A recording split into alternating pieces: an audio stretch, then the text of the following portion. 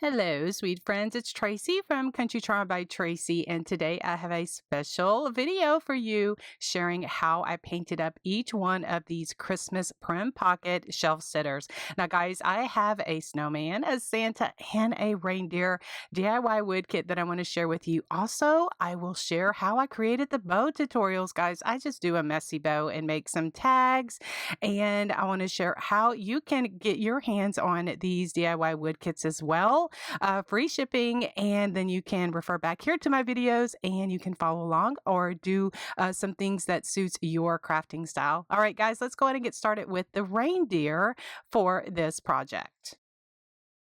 So, guys, the kit comes all together on like a little cardboard. It's shrink wrapped, so nice where everything is put together.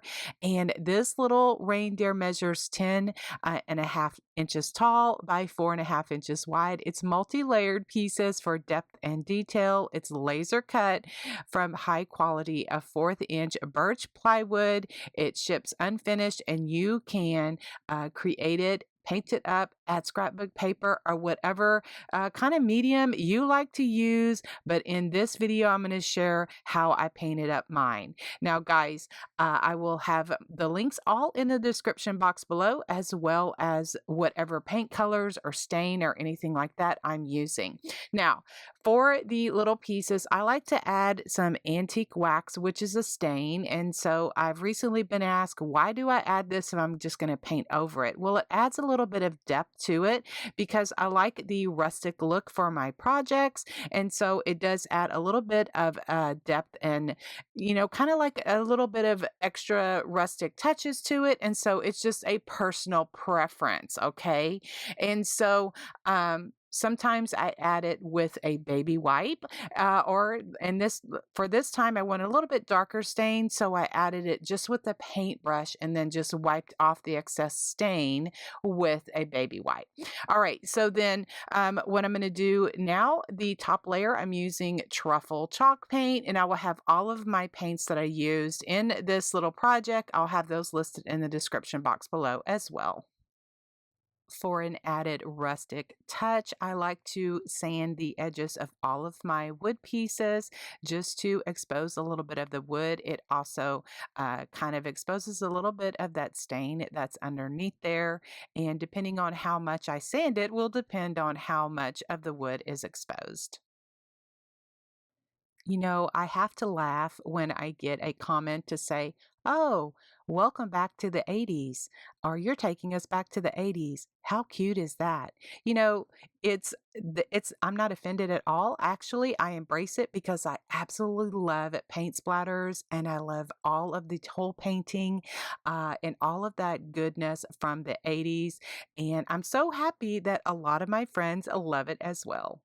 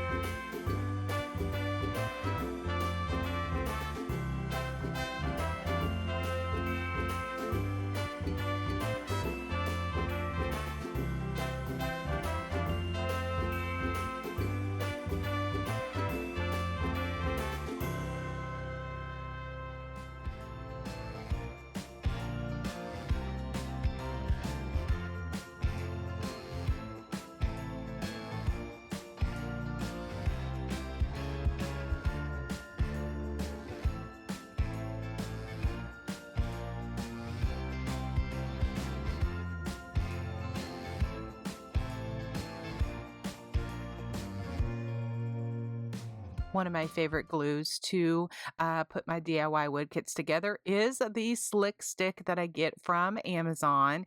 And I was at the end of my bottle, so I was kind of struggling a little bit, but I made it through this project. I do have another one on order, so no worries. But I just want to warn you guys, this is like super glue. It glues super fast, and just make sure that you don't get it on your fingers because, it is a very sticky. And make sure that you have the things that you want to glue down. Make sure that you have those because otherwise it's not coming up. Even with if you heat it up with a heat tool, it's not coming up. And tell you that from personal experience. So just make sure that you have it where you want it before you stick it down. You have just a few seconds before it like really sets up. But just make sure that if you're going to glue something, yeah, it's not coming apart. For my little Prim reindeer pocket here, I'm just going to make a kind of like a sweet, I don't know, messy bow. That's just kind of what I call it. I have a bow dabra. Now I'm using my little mini bow dabra. I got it off of Amazon. I'll have a link for that in the description box as well. And then some of this fabric is homespun. But first, what I put down is I like to get the table runners from Hobby Lobby in the wedding section.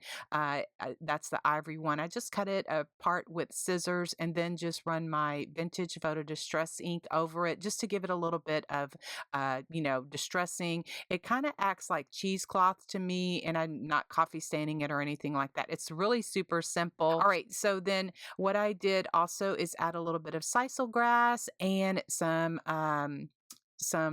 lace to my little bow here. And then this right here, this is a Jingle Bell garland that I got from Hobby Lobby. I had it in my crafting stash.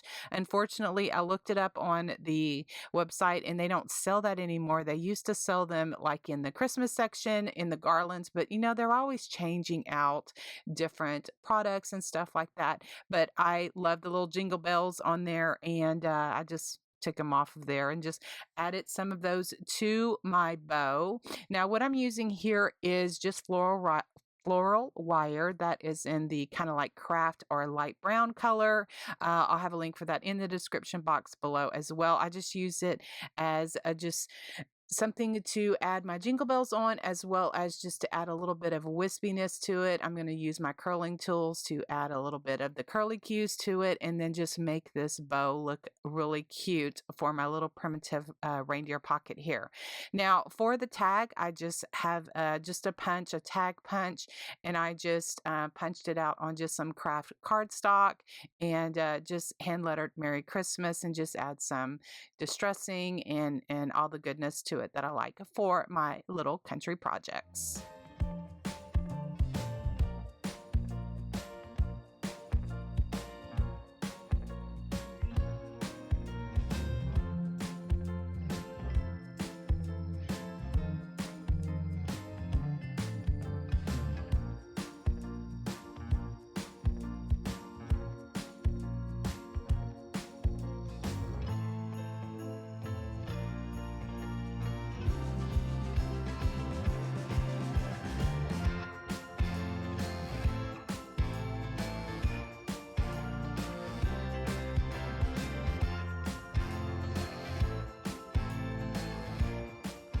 Next project is this cute little primitive snowman. Now, guys, this is one of the first DIY wood kits that I did for the Rust Covered Cottage by Christina.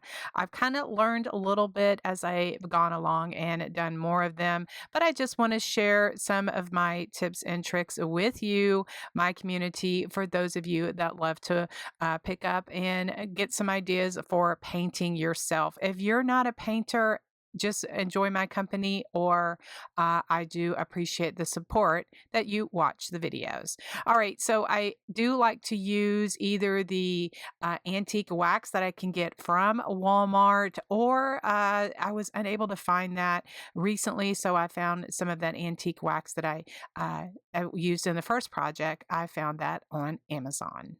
And I just put that on with a baby wipe, all of those pieces. Then I'm going to put on some candle wax. I just have a taper candle here, or a tea light would work best 2. Just put some of that on because I was going to use the chippy technique, but I got more of the chippy technique by using my Gator sander versus my paint scraper. And so for the snowman, I used Fluff white paint. Again, all of the paint colors will be listed in the description box below, and so you can check those for easy reference.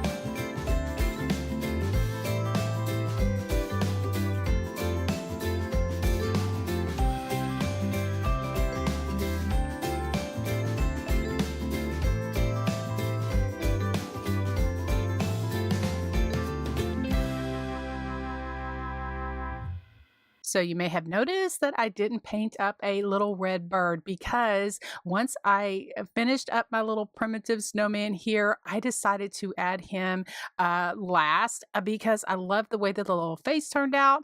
I love the way he was looking up, and I decided to add a little bird. So this is just one that I had on hand, but I reached out to Christina and asked her if she had a red cardinal that she can include with the kit. She said absolutely. So guys, look forward to that. If you order this kit from the Rust Covered Cottage by Christina, you will get a red cardinal so that you can include it on your little primitive snowman as well. Thank you, Christina.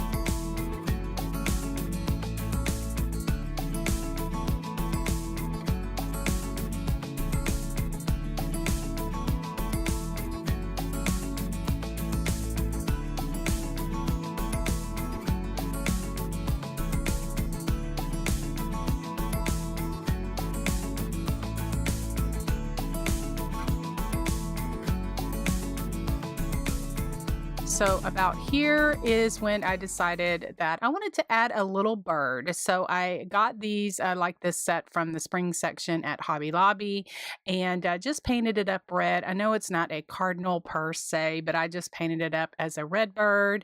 And then that's when I reached out to Christina and asked her if she had a red cardinal that she could include with the kit. She said absolutely. So look for that if you order this kit. And guys, I so appreciate all of your orders. Guys, y'all are really loving these hand painted DIY kits that you can order. Christina has free shipping that she will ship it to you. And so I am going to continue as long as I can to bring you some DIY inspiration for these kits. So check out the playlist because I will have it linked at the end of the video as well as in the description box of all of the kits that I have done so far.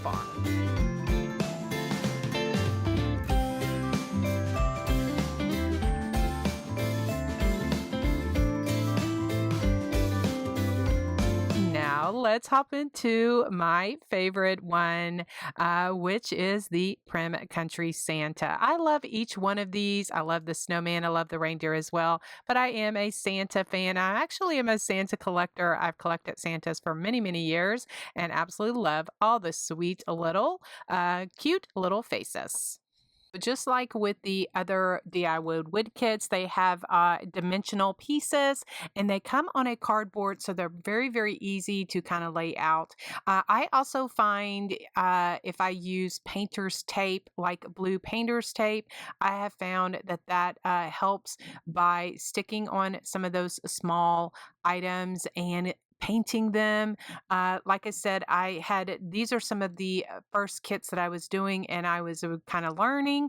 So I've learned along the way. And so I say this to encourage you, to inspire you, because even though I'm a seasoned painter, I'm always picking up tips and tricks from other creatives that works for me. Now, in this video, I am using some of the paint that is offered over at the Rust Covered Cottage by Christina, the Paint Couture line. I'm using some of the colors. I will have those listed in the description box below as well.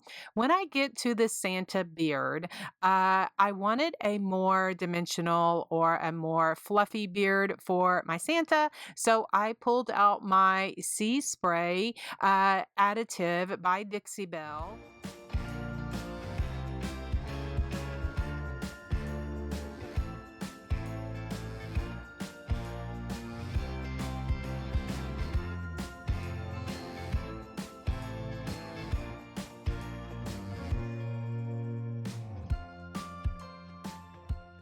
And use that to create the kind of the dimensional, almost a little snowy look for my Santa beard. And so I had reached out to Christina and asked her what the crust was that is offered by the Paint Couture. And so she said that yes, they also have something that is kind of similar to what the Sea Spray does for the Dixie Belle paint line.